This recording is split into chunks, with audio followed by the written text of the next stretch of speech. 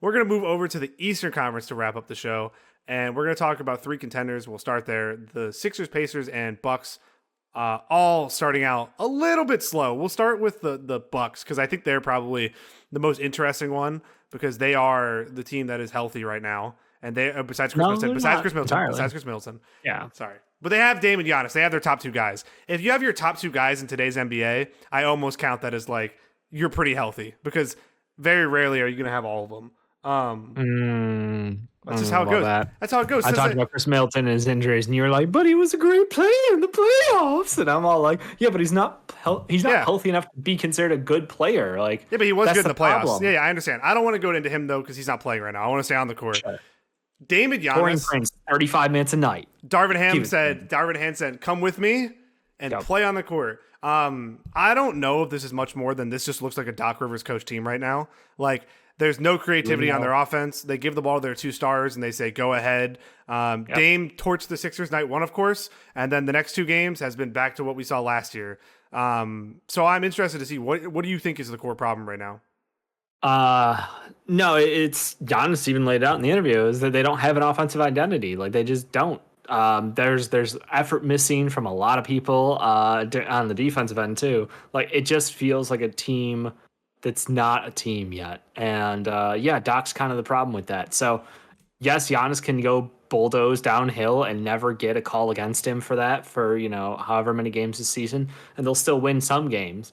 But yeah, without Dame actually nailing shots and being more, I hate to say this, but like, he has to be more of the point guard on this roster, and he's not been the guy with the ball in his hands the most. I think it's been split, and I think even then we're still getting like,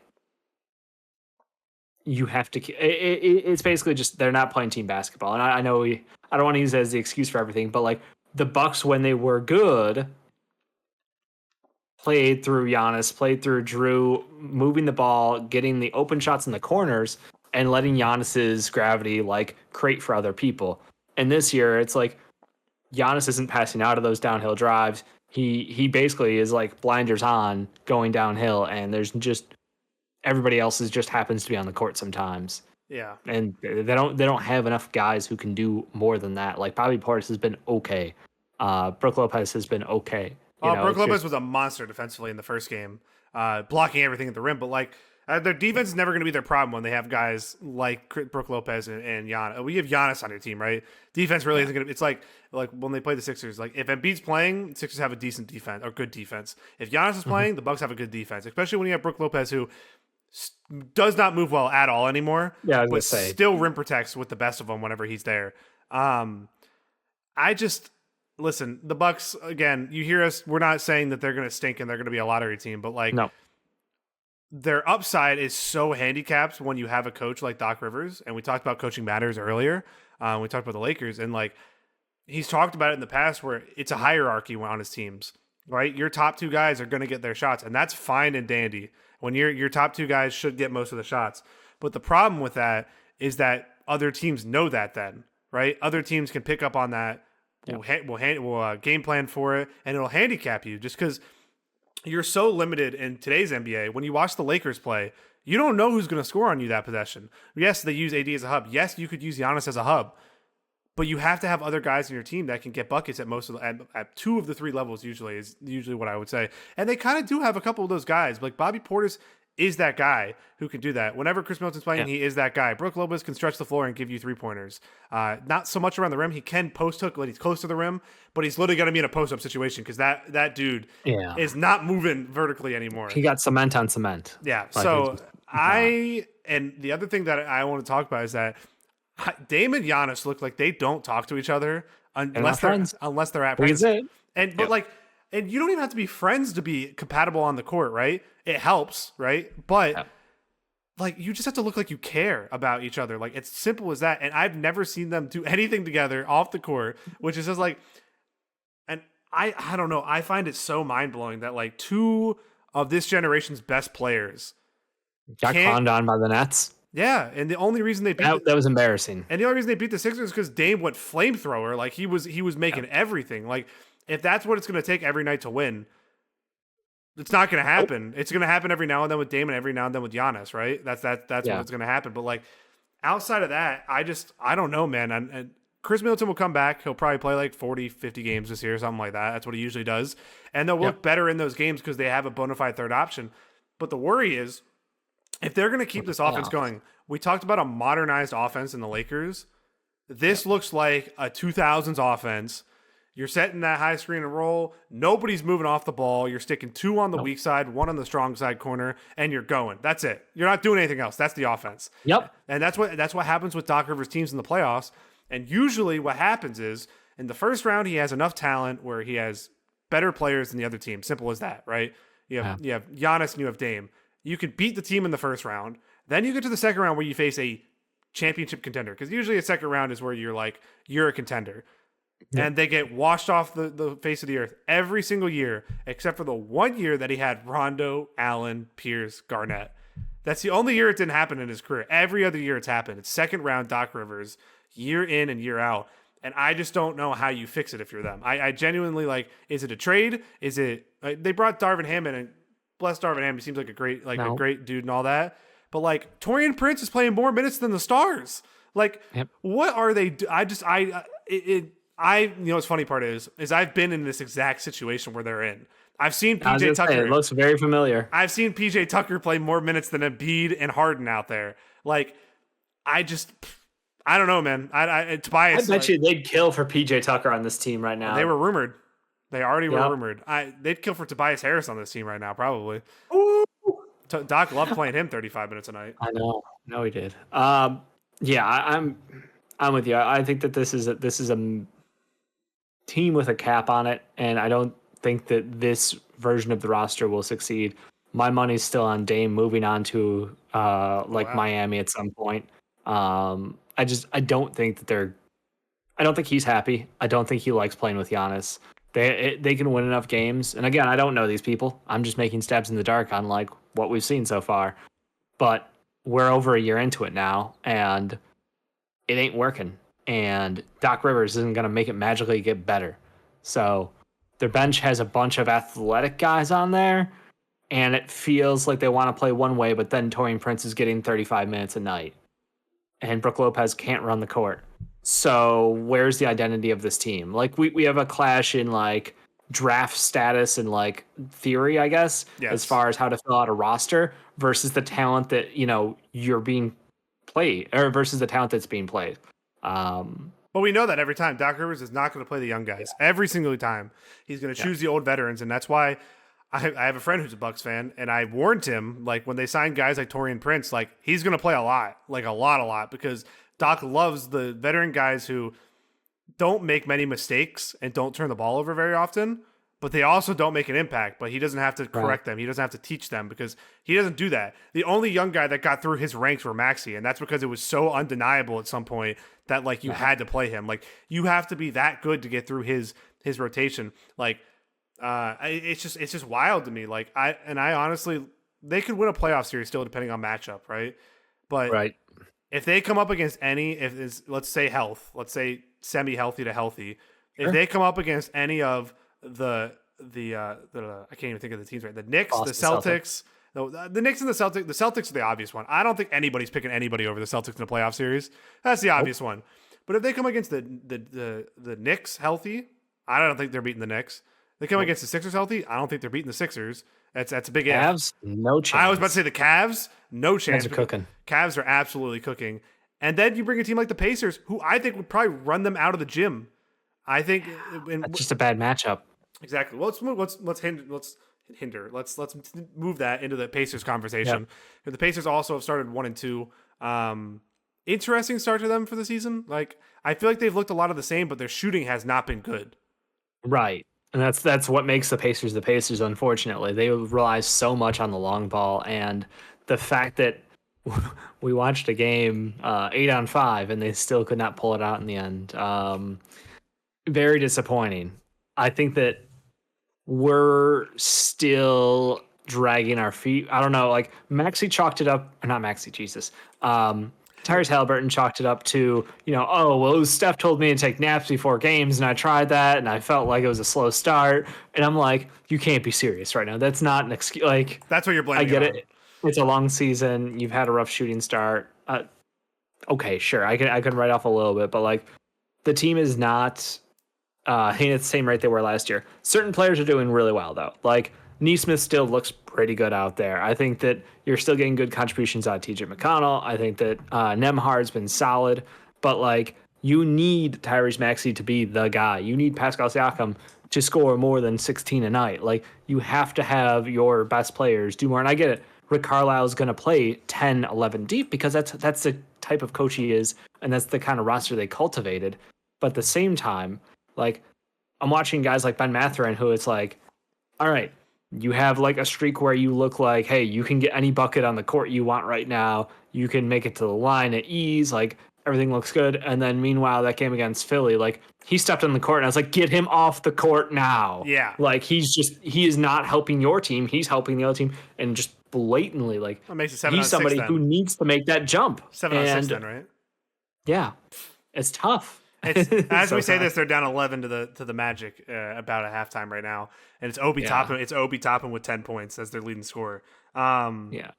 I I don't know. Is that a thing? Like, and I know you've had some like coaching experience. Like when you decide to play a roster or a rotation that's like 10 deep, and you just don't give enough time for your like guys to gel together enough. Whether it's like Yeah. I don't know if he does, because Carlisle had like a couple pairings he stuck together, kind of like hockey shift style, but like at the same time, I feel like maybe they don't have enough time out there to be effective enough, and we're giving a lot of time to guys who should be getting less minutes, maybe. But a lot of the roster is returning, right? Like a lot of the roster is the same. So the chemistry stuff shouldn't really be a thing. I know, at least I'm not going to be like, ho ho, I'm a coach, ha ha ha. Right. But a lot of time in my practices, like we'll run we know our rotations, right? So we'll set up, we know this lineup's going to be out there in the middle of the second quarter, and this lineup's going to be out there. Let's put them together in practice and do that now, because a lot of people are just like starters bench, go. You know what I mean? And that's not, I'm sure that's not how it is in the NBA. I'm sure Rick Carlisle knows far more than I do, but it looks like that's what they do right now, right?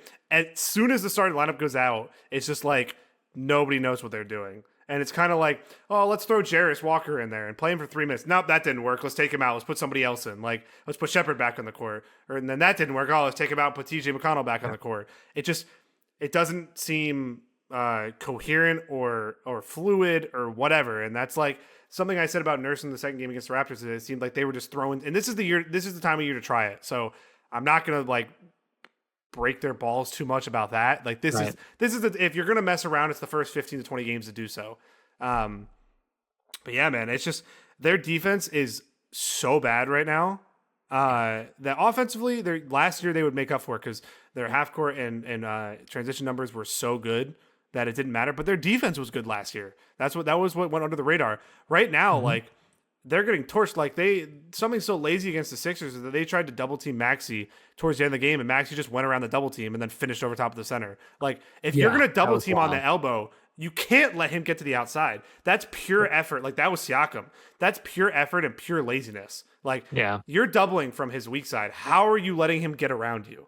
That is just and it's just lazy. And Siakam hasn't been good enough, and Halliburton has been horrendous to start the season. Like absolutely, they were trying to put the next game didn't even exist. They were trying to put the graphic up that him and Maxey had. I'm like, no. Maxey is still averaging 24 a game.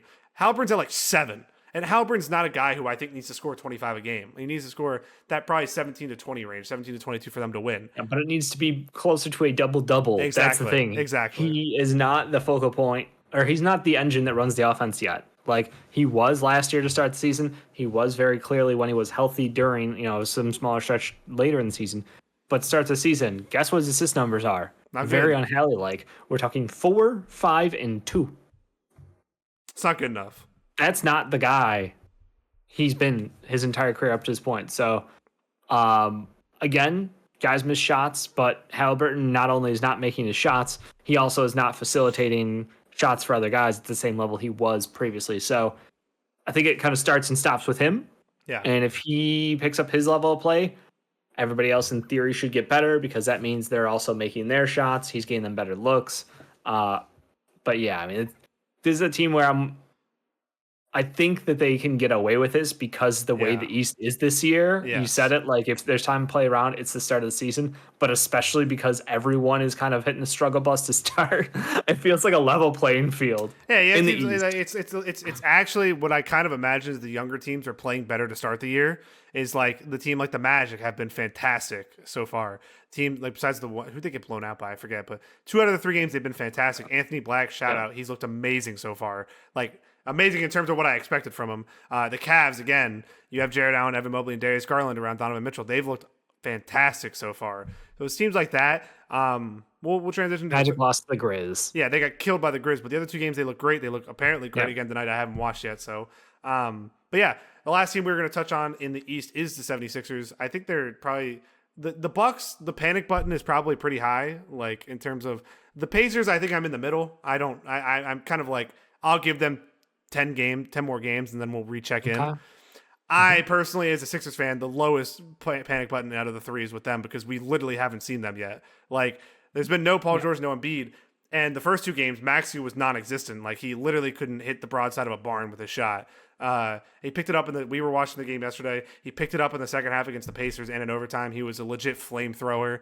The confidence he hit on, I forget what one, but he let it rip, and it was just like, oh, he's back. He's back. He's all the way he back said right that he now. turned around and was like, "I'm back. Yeah. I'm here. I'm here." Yeah. Kyle Lowry's chasing behind him like he's like trying to give him a hug, and I'm just like, Yeah. I think the highlight of this team though is Gershon Yabusele is most definitely an NBA player again. He has looked fantastic. His offensive rebounding has been amazing. He had 3 offensive rebounds yesterday that led to 3 Sixers threes. When a game goes to overtime and you barely win in overtime, those are the plays that makes the difference. Caleb Martin has been fantastic so far, putting up better numbers than Tobias has this season, and while offering better defense. When you get that for the value that you're saving, and I think he's at like $9 million a year or something like that. Yeah. And then you don't even have Paul George and Embiid yet, so it's kind of like Paul George and Embiid are expected back this week. We'll hear tomorrow, which you'll know by the time this video goes up. If I had a hunch, I think probably Paul George plays on Wednesday, and then we might see Embiid on Saturday. But you're only playing 2 games in a week, and one of them's the Pistons. Kind of, if you're going to ride that. Also, shout out, Embiid got assessed a technical today because he was waving a towel during a free throw attempt. Wild. Absolutely wild. Adam Silver hates the process, huh? I mean, your coach asks for a lot of problems by yapping as much as he does. Like, I know you're going to get hate for that. Yeah. But the bench technical is rare. The street clothes technical, it takes a lot. I don't know. He must have said something, and they're like, we'll write it up was for waving. It was waving a towel. Yeah. That's what that's what it's officially on the record for. But I guarantee you his ass said something. But it got assessed today. Like, that's so weird. Yeah. But yeah, what are your overall thoughts on you watched a full half of Sixers with me? I watched enough Sixers to know the fact that like I'm not afraid because this is the team you drafted. Like you put together this roster for one reason. It's the postseason. So if you can go 500 in the games without Paul George and Joel Embiid, you guys are doing great. I genuinely think that in the 45 games that you have with all 3 Maxey, George, and Embiid, you're good enough to make it to the playoffs just on that. So anything in between doesn't matter. It's just working out the kinks of like, who can we count on? What guys work best together? Like for your backcourt, I still don't know if I'm entirely sold on like what combo of guys. You said it yourself, the fact that McCain got minutes. That's how desperate they were. Like, I don't know where we're going to be at in 2 months, let alone 6 months from now. But I think that bench guard rotation gonna need a little bit of massaging, maybe. Yeah, because right now it's in terms of guards, it's Maxey, Lowry, Gordon, and McCain have been the 4 who have played. Oubre, I think, will play more of the 2 role whenever Paul George is back because you'll have Paul George and obviously the big 3, and then you'll have Martin and Oubre who have been the rumored that they're going to start next to him. So that'll be interesting. It's kind of like we talked about with a lot of the teams though. And the Sixers are probably the most prime candidate for it, is that there's going to be somebody, if not 2 people, out of this team. And who are those players going to be and what are the profiles going to be? I think if you ask me now, I think a wing shooter is probably number 1. I think they need a volume guy who isn't, like Buddy was that guy last year, but they need somebody who isn't a defensive liability. Who that person is, I don't know yet. It's so early in the season to tell. You don't know who's going to be selling at the deadline and all that. But I think you can tell another ball handler and a wing shooting and a shooting wing would probably be the top 2. I think center rotation is I mean, having Embiid, I feel Drummond, and good about Drummond. Yeah. Yabusele has impressed me immensely. Like his Yeah. game has been fantastic. He's kind of like what you wanted PJ Tucker to be when you signed him. Is kind of what Yabusele has been so far. Just that hustle guy who actually can hit threes that aren't just in the corner though. That is the True. big thing. And he ball handled a little bit. I was just like, what are Yeah. you? What are you doing? He's pulling on the Olympics clinics, you know. I will give that credit. Like he was a great pickup for you guys. I think that was crazy that it took the Olympics to put like a spotlight on like Yeah. no, this guy absolutely still has credibility. He should be in the league. But yeah, I think that maybe I'm undervaluing like expectations for Paul George as a secondary ball handler on this team. Like, do you think that he is going to be that guy who kind of runs the second unit as the primary, or is that expecting too much out of him at this point? Unfortunately, I probably think you are going to see him initiate quite often. I don't really want him playing that role. I think you can do that more in the playoffs, but I would be really, really careful with his role in the regular season and just trying to keep the workload as minimal as possible. Okay. Let him be an off-ball shooter. Let him be a weak side driver. Let him do that kind of stuff. He's going to initiate because honestly, he kind of has to right now. I would like to see McCain get more minutes. I think McCain is kind of the interim answer to that. I think you change once you go to the deadline, you see who's available and all that. But I think for now, McCain, the Sixers have enough right now to get by. It's just staying healthy is literally, I mean, it's literally the name of the game. Is there any other Eastern Conference teams you want to quickly note on? Give anybody credit, anything like that? Shout out to the Cleveland Cavaliers. I did not expect Evan Mobley to take this jump this year. And I'm all about it. We talked about like he is in the preseason. We were talking about like the team will go as far as his shooting ability will take them. And it seems like clearly new coach, new thoughts on who the number 2 in the offense as far as priority should be. Mitchell's still doing his thing. I think Garland, we got to see more. Game 1 was a little limited. Game 2 better. And yeah, Mobley's been great. Obviously, don't expect Karis LeVert to shoot an infinity percentage for much longer, but Never. You know, I'm really happy for it. And you add Max Strus back to this team in a few weeks as well. So yeah, they're interesting, man. Dean Wade, hopefully he can stay healthy because that's always been his kind of Achilles heel. Is he's a good high volume role player, but he just cannot stay healthy so far. And also shout out Orlando Magic because they've been great so far. Paolo has looked great. Franz looks better again, which let's hope that continues. And Anthony Blackman looking pretty good as a ball handler initiator again. I had kind of given up on him already. I know it's quick, but I had already kind of like, wow, man, he has shown a lot more than Chet Howard, that's for sure. And yeah, Chet got out there and made some shots. And also shout out to the Nets because they might not be as bad as I thought they were going to be. They're still going to be bad. Cam Thomas going to put up 30 a night. Hey, I have a bet on him and Maxey both to average 26 a game. So nice. Cam Thomas is going to get all those shots. Ben Simmons stuck in the attempt at the rim. I'm not allowed to comment on that because they never change. Also, the Hawks have looked really good. They're the same thing though. Trae Young. It depends on who you ask. There's someone on our Discord who would argue very much against that. Well, Clint Capella and Jalen Johnson have not looked good, but Reece Shea has looked good, and Trae Young is Trae Young. Trae Young has been unbelievable to start the season. That's who I thought Ricky was going to give his wet boy to because he's averaging like 34 and 11 or something like that. It's something stupid. But yeah, any final thoughts on week 1, Dave? Any I would say I'm looking over at the standings and I'm going like, no, I think the Knicks, after being embarrassed on national TV in front of everyone, I've kind of reset my expectations, and I think they have as well. We hit the Pistons already. We hit the Bucks. Bulls are a conundrum.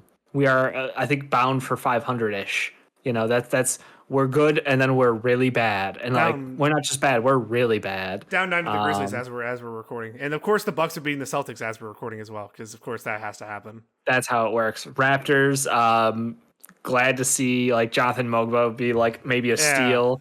Sheed in the second round, or Sneed in the second round. Like again, decent enough play for very, very, very late picks for the Raptors. So even Gray Dick, really good start shooting of the season. Yeah. He finished last season strong. Glad he picked back up where he left off. I think the Raptors are like very fun. I think that's the East has fun teams. Like the Nets are fun. The Raptors are going to be fun.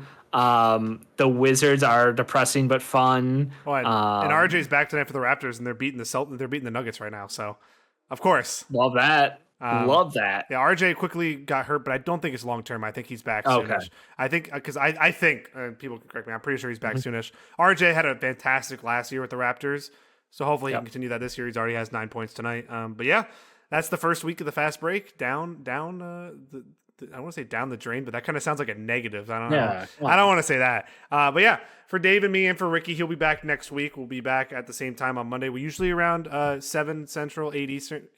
7 Eastern, 6 Central. We record the fast breaks on Patreon every Monday. So check us out. The Patreon link is down below. Also, our Discord, again, community free to join down below. Please leave a like on the video, hit that subscribe button, and hit that bell if you want to get notified every single time that we do post a video. Leave your comments, leave your week 1 overreactions. Tell us, your hot takes, your week 1 overreactions, who stinks, who's good, and why Paul George is going to save the Sixers season, right? That's fine. Tyrese Maxey, top 4 point guard this year. Victor Wembanyama, already defensive player of the year. Dave. Nailed. Yep, we agree. Nailed that. Yep. But yeah, for everybody here at MVP, thank you for making part of this video, and hope you guys. Oh yeah, you go. Hold on. No. I looked down, and the one team we didn't mention was the Trailblazers, and I just want to shout out the fact that the Trailblazers play surprisingly good defense. Something I didn't expect to say. Jamie Grant shot like 17 threes the other night. Well, that helped, but yeah. No, I'm just saying. I've never seen him. Yeah. Klingon doing great work. Danny Avdija can't shoot, but he is playing good defense. Yeah, I mean they're just there's commitment. Yeah, I feel like that is a weird team. Sorry, I stole all the momentum to give a small shout out to the Blazers, but they deserve it. That's why we're sickos. You just cut off my outro to talk about the Blazers. But yeah, that'll do it for our week 1.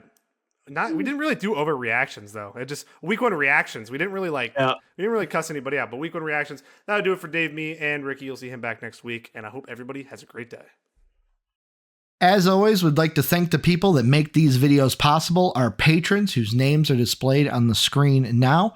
If you would like to become a patron, go ahead and click the Patreon icon in the bottom right. And if you'd like to check out another video from MVP Sports, hit the video in the upper left. As always, thanks for watching.